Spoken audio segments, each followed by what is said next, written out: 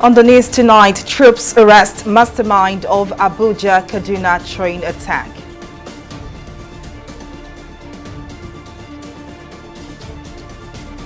Gunmen murder Labour Party senatorial candidates in Enugu State.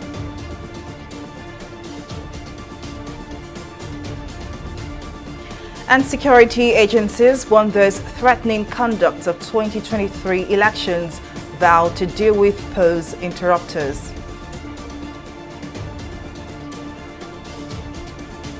Well, many thanks for joining us on News Now. I am Folashade Ogurinde. Troops of Operation Wheel Punch have arrested 3 terrorists at Damba community in Chikun local government area of Kaduna State. According to Director Defense Media Operations, Major General Musa Danmadami, one of the arrested terrorists confessed to being one of the masterminds of the March 28, 2022 Abuja-Kaduna train attack. He added that troops mobilized to the location on Valentine's Day and recovered 2 motorcycles, 2 mobile phones, the sum of $5,000, as well as some other currencies. The troops of Operation Wild Punch on 4th February 2023 responded to information on the presence of Boko Haram terrorists and Islamic State of West African province terrorist Kingpin at Damba community in Chukun local government area of Kaduna State. Subsequently, troops mobilized to the location and arrested 3 terrorists. One of the terrorists arrested was identified as one of the mastermind of the 20th March 2022 terrorist attack on the Abuja-Kaduna train services. Following the operation, troops recovered 2 motorcycles, 2 mobile phones, and the sum of $5,000, as well as other currencies and sundry items. Gunmen have killed Oyibo Chukwu, the candidates of the Labour Party for Saturday's Enugu East Senatorial District election. Chukwu was reportedly killed at Amechi Awunawa in Enugu South LGA of Enugu on Wednesday when gunmen opened fire on his convoy. The gunmen were also said to have killed 5 of his supporters who were with him in the car. The chairman of the Labour Party in Enugu State, Kasmi Agbo, who confirmed the incident on Thursday morning, said that the attackers were not unknown gunmen, as widely reported, insisting that what happened was a political assassination. Chukwu's death comes days before the presidential and National Assembly elections in the country. Security agencies, including the Armed Forces, Police and the Department of State Services, among others, have vowed to deal with anyone who attempts to subvert Saturday's presidential and National Assembly elections. At a joint news conference in Abuja, the Director of Defense Information, Brigadier General Tuko Guso, said security agencies are prepared to use force on anyone caught trying to subvert the general election. On his part, the Force Public Relations Officer, CSP Olumuyiwa Adejobi, added that the restriction of movement from midnight on Friday until after the election on Saturday will be strictly enforced, as it warns non-voters to stay away from polling units. Also speaking, the spokesperson of the DSS, Peter Afunaya, explained that the service remains committed to protecting the nation's democracy. The Armed Forces of Nigeria is committed to strong and vibrant constitutional democracy. We are very loyal to the Nigerian state and we are ready to defend democracy at all costs. During the election period, all our normal operations and duties will continue simultaneously across the country. Operation Safe Conduct has been activated to provide guidance to the armed forces of Nigeria during the general elections. The Defense Headquarters has established a monitoring team in conjunction with other security agencies that will oversee the process in FCT and all the 6 geopolitical zones of the country. There will not be any movement, vehicular movement, or the so-called Okada movement, or tricycle movement, or boats on the waterways. Restriction order is very, very key at this point in time for us to have a well-organized security arrangement for the success of the electoral process. Exceptions to this restriction We include accredited members of the press. You agree with me with this season journalism we practice in Nigeria, almost everybody is a journalist, but you can't just tell me everybody will go out there to monitor this election. You can monitor election anywhere to write a report. But for those that will be allowed to move from one point to another are those that are been accredited by INEC. I don't accredit any journalist. We security agencies don't accredit any journalist to move. So the INEC has done that, and they are giving them tax. Don't move out without the tax, so that you will not be embarrassed. Joining me to speak on the state of insecurity in Nigeria and security agencies' preparedness to curb electoral violence, security expert Patrick Agbambu joins me now. Thank you very much for your time. Now, it's said that even in 2023, Nigeria has not moved past the culture of politically motivated killings and assassinations. Why is this still a problem in Nigeria of today? Yeah, thank you very much. It's actually a sad development, but I would say that it's not unexpected. On the 19th of this February, a Security Watch Africa initiative released a security threats analysis report of what security will be like during and after the 2023 general elections. And the Southeast is on a high alert flashpoint for obvious reasons. One is that a faction of the IPOP had said there wouldn't be election in the Southeast, and they have their government available to enforce that, which they have been enforcing. And natural fact, so we also have some of the politicians who are aggrieved, who may want to use the cover of the unknown government to actually perpetrate one or two acts. So in the Southeast, it's a flashpoint, and one or two other states across the country in the South will also be, and even in the Southwest will also be a flashpoint. It's something that I believe that now we should go beyond having violence during elections, but it's not only in Nigeria; it's across the globe. Once there's election period, the situation is tensed, but it depends on how the politicians, the political gladiators, talk to their followers. Some still have not learned the lessons of following the path of peace, so they still want to intimidate their opponent and create fears in the society as a way of winning or whatever. So just as you said, in this new time, this time we are, 2023, we expect that politicians and their supporters should follow the path of peace, but it's sad that this is still happening. Now, I want you to briefly tell us, the 2023 election is just less than 48 hours away. Do you think that Nigeria's security agencies have their T's crossed and their I's dotted ahead of the election? Yeah, I will tell you for sure that the security agencies are ready. Some of these things are not generally preventable crimes. These are not crimes that you can say you will stop, because they are premeditated crimes. But I believe that the earlier the security agencies show their capacity and show their presence, some states have started what we call show of force or show of strength as a way to ward off troublemakers. I believe that across the Federation, the security agencies, the joint security agencies should commence immediately the show of force as a way to tell those who may want to foment trouble that we are on ground and we do not be tolerated. And politicians themselves also will need to be mindful of their movement at this hour and at this point. Security agencies are ready.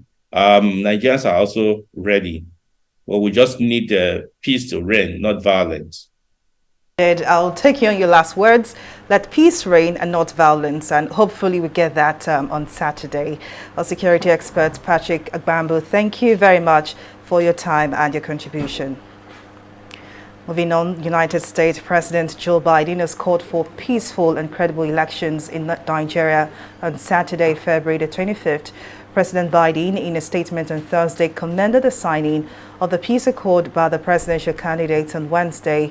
Biden said by signing the pledge, the parties and candidates have committed to accept the result announced by the Independent National Electoral Commission, INEC, and to support a peaceful transition of power. More than 93 million registered voters are going to the polls to queue up behind their favorite candidates in the presidential and National Assembly elections. The head of mission of ECOWAS election observer delegation to Nigeria and the former president of Sierra Leone, Ernest Koroma, has expressed confidence that President Muhammadu Buhari's commitment to free and credible elections would enhance peaceful democratic transition in Nigeria. The former Sierra Leone president made the remark while on a courtesy visit to the Ministry of Foreign Affairs in Abuja. Koroma said Nigeria's election is important to the sustainability of democracy in Africa, adding that the ECOWAS mission have deployed 250 observers for the upcoming elections. On its part, the Minister of Foreign Affairs, Geoffrey Onyema, appreciated the efforts of the former president of Sierra Leone, Ernest Koroma, in ensuring democracy is entrenched in ECOWAS sub-region.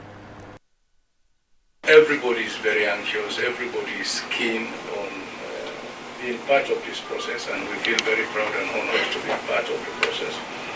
And we hope that at the end of it all, the outcome will be an elections that will be accepted by the people as a reflection of their will. We are happy to note that President Buhari has made it a commitment to ensure that the free and fairness of these elections becomes part of his legacy.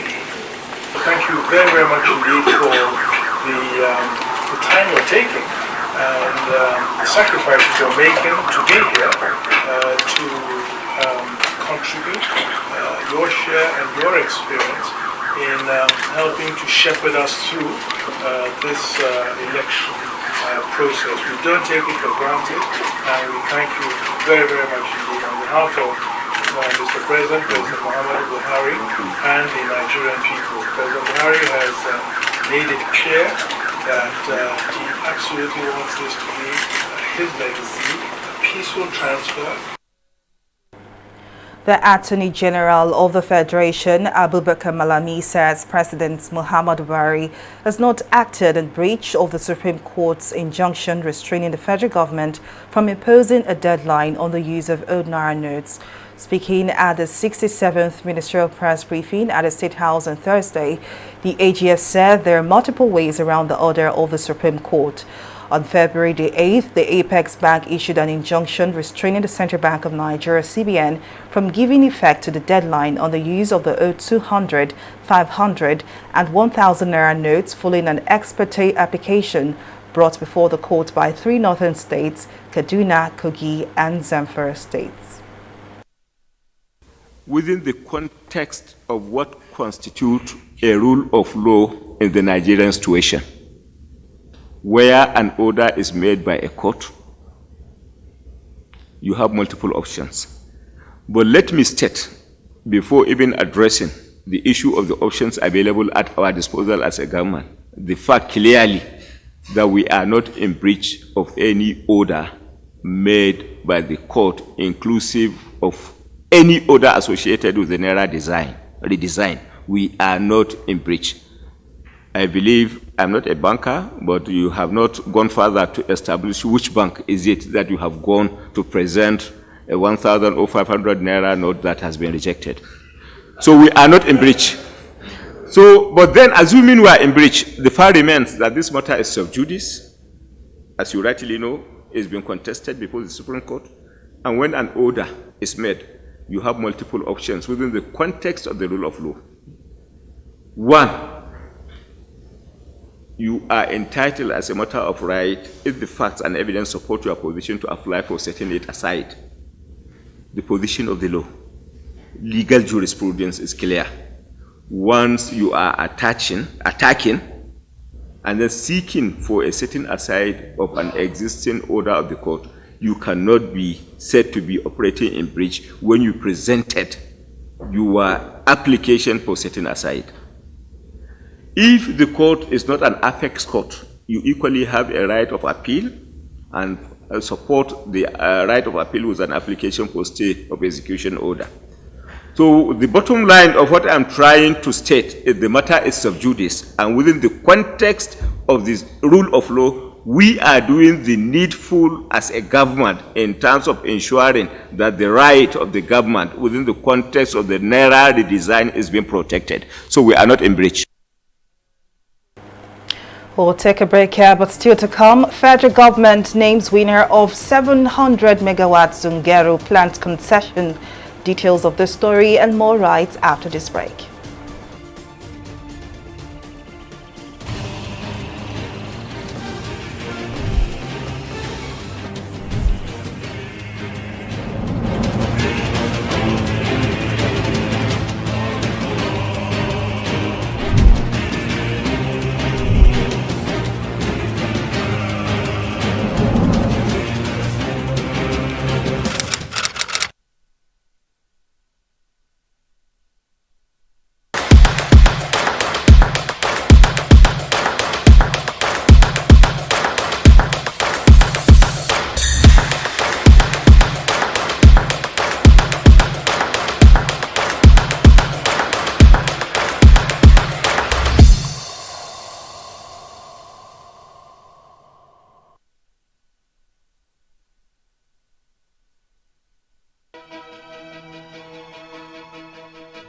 Opinions are free, facts are sacred, but truth is universal.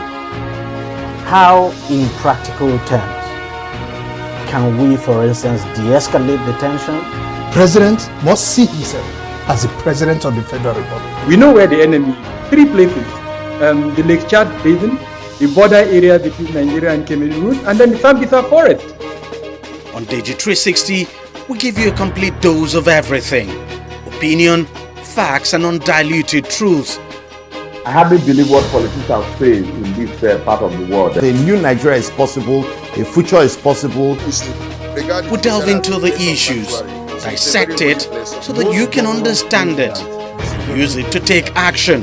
I don't think there's any need for any governor to look for grant for ranching. TV360, dissecting the issues.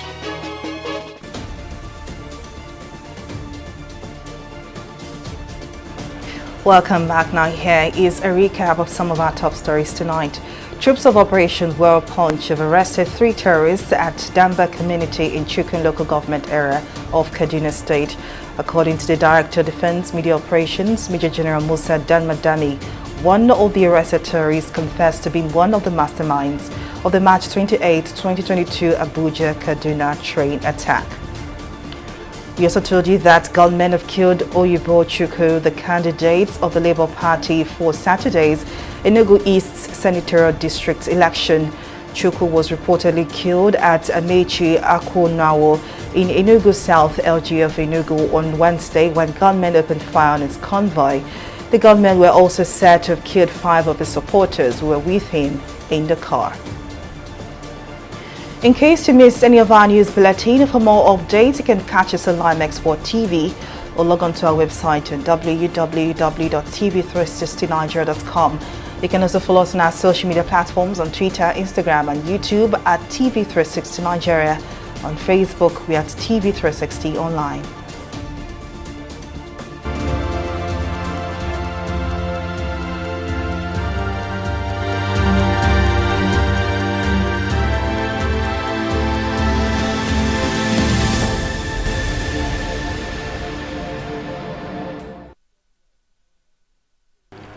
The Centers for Disease Control and Prevention says the flu vaccine has seen a 68% effective at preventing hospitalizations in children, but has been less protective for seniors this season.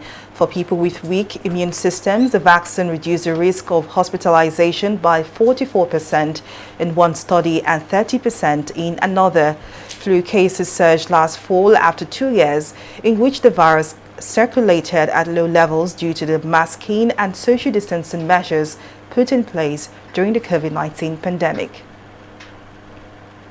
Data from the new Office for National Statistics (ONS) indicates that people from ethnic minority backgrounds are no longer significantly more likely to die of COVID-19. Analysts looked at mortality rates for different ethnic communities between January and November 2022, when Omicron was a dominant COVID variant. Early in the pandemic, deaths involving coronavirus were higher among Black and Asian people than white persons. We'll take a breather now, but News Now returns shortly. Just stay with us.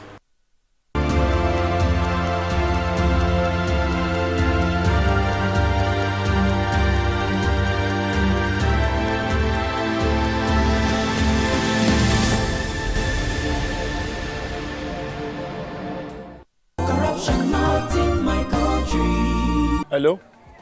Yeah, I found your wallet in front of a supermarket. Meet me at Apple Junction. Yes, I'll be waiting for you. Now we find out. Two of us. Thank you very much, officer. You know, it's surprising that men like you still exist in the police force. Yes, so... Oh, yes. This is just a token of my appreciation. Oh, no. You don't need to do this. We're only doing our job. Thank you very much. God bless you. You're welcome. Now I know police is really my friend. Yes. Friend. Hey.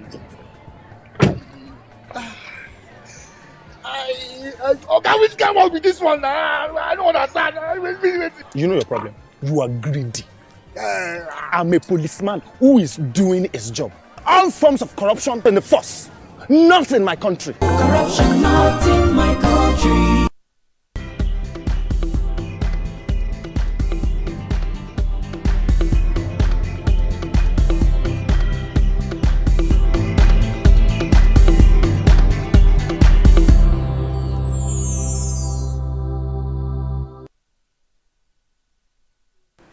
Welcome back. Simi Saladigun joins us now for more stories and business. Over to you, Simi. Thank you very much, Falashade. Welcome to Business News. The federal government has announced the preferred bidder for the concession of the 700 megawatts Zangero hydroelectric power plant for a fee of over $70 million per year for a period of 30 years.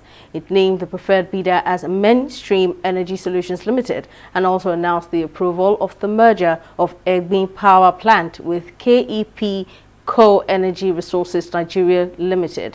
The 700 megawatts capacity Zongero HPP is Nigeria's second largest hydroelectricity power station behind the Kainji Dam hydroelectric power plant, which has capacity of 760 megawatts.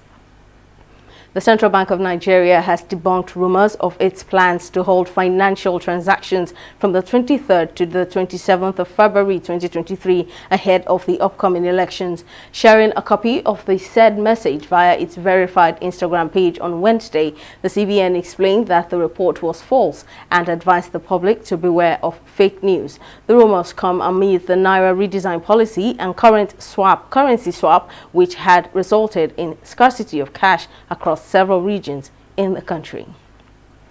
I'll take a break here and return with stock market report.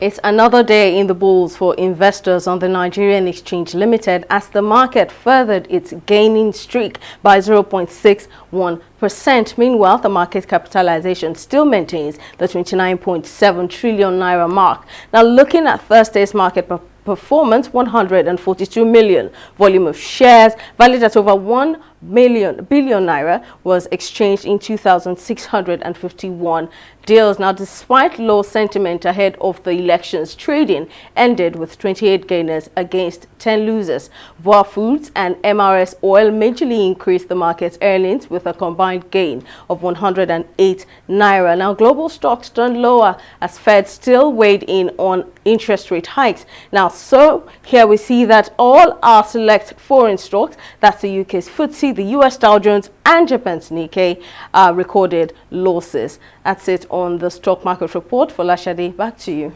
Well, many thanks, Simi, for that update. And on the foreign scene, at least 96 people have been killed in more than 2 weeks of clashes between security forces and clan members in the breakaway Somali region of Somaliland. A hospital director in the contested town of Las Anod said 96 has died and 560 were wounded.